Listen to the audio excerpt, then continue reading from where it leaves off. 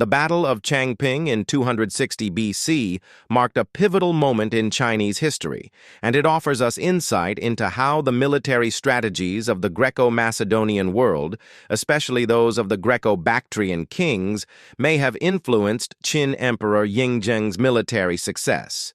The battle was a clash between the state of Qin and the state of Zhao, and despite being outnumbered, Qin's disciplined, well-organized army triumphed over the larger Zhao forces. This victory was not only due to the strategic brilliance of the Qin General Bai Qi, but also, as suggested by historian Lucas Christopoulos, because the Qin army adopted military innovations that were influenced by Greco-Macedonian and Greco-Bactrian tactics, notably the Phalanx system with long spears and polearms. The Greco-Bactrian kingdoms, founded by the successors of Alexander the Great, were known for their highly effective military formations.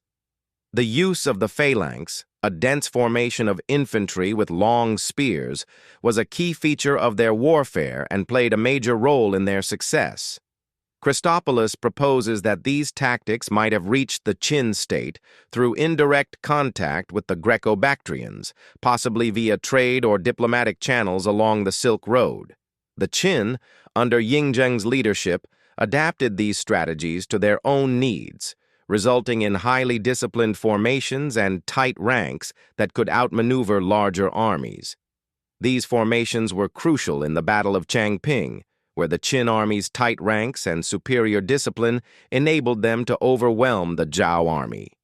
Christopoulos argues that such contact between the Qin and the Greco-Bactrians is one of the many examples of cultural and military exchange that influenced the Qin's rapid rise. This strategic innovation, blending the Greco-Macedonian phalanx system with Chinese military practices, was instrumental in Qin's eventual unification of China. The Qin army's disciplined, tight formations and the use of long spears enabled them to outflank and destroy their enemies, a tactic used effectively in the Battle of Changping. Moreover, Christopoulos theorizes that the military influence of the Hellenistic world wasn't confined to the Qin alone.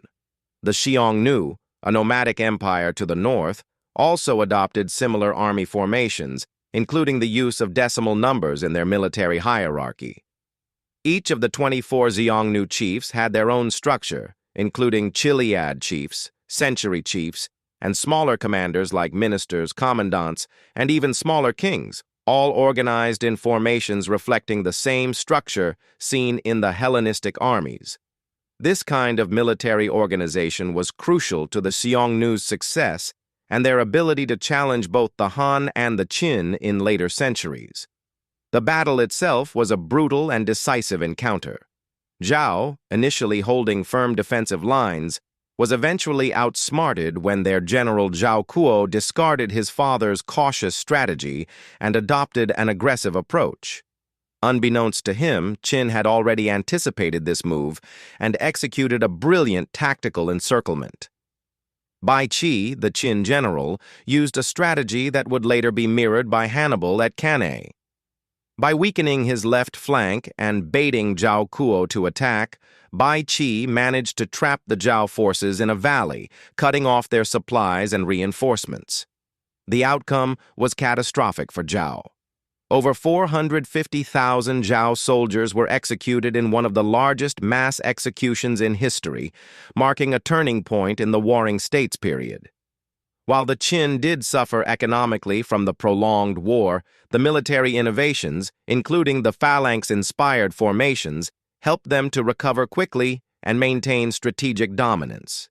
Within just a few decades, the Qin would go on to conquer all other states, unifying China under the first emperor, Yingzheng. Christopoulos's theory suggests that the adoption of Greco-Bactrian military strategies was a key factor in Qin's ability to dominate. This innovative approach, combining Western military tactics with traditional Chinese strategies, gave Qin an edge in both organization and battlefield effectiveness. The Battle of Changping wasn't just a testament to the brilliance of generals like Bai Qi, but also to the transformative impact of cross-cultural military exchange that played a crucial role in the rise of one of China's most legendary empires.